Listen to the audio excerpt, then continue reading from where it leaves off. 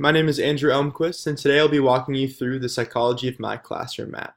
I'm going to be going over 3 topics today, the first of which is theories. I'll be discussing a few topics from class that we discussed, some of those theories and kind of how we can apply them to our lives, as well as a little bit of a refresher.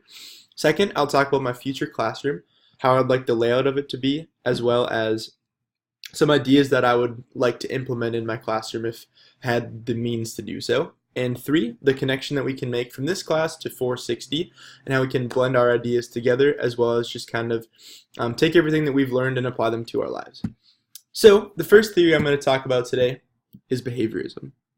Behaviorism was first introduced by 2 main theorists named E.L. Thorndike and B.F. Skinner. Now, Thorndike and Skinner had a lot of different ideas for behaviorism, but basically it came down to this chart. So that they realized that people usually punish kids or kind of control behavior in 4 ways. So either positive or negative punishment, as well as positive or negative reinforcement, two of which I will talk about later. This semester we also covered constructivism. And constructivism is basically the idea that we learn based on our life experiences.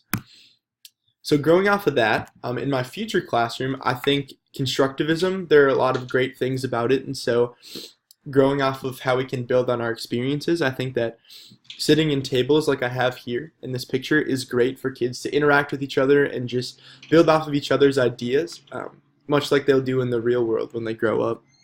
I'm also a huge advocate for technology, and so again, if I had the means to have computers, laptops, that kind of thing in my classroom, I would love to have that because we live in a technology-based world, and I think kids need to be exposed to as much of that as they can at an early age. Some other ideas I have, obviously brain breaks are a super great thing for kids. One thing that I love for brain breaks is Go Noodle. Personally, I like dancing, and I know kids do as well, and so what better way to have fun yourself and have the kids have fun as well. I also think that field trips are a really amazing opportunity for kids to experience the real world outside of school, whether that's to a zoo, a museum, a farm, whatever it is. Students have a really great opportunity to just kind of learn some life skills at those places.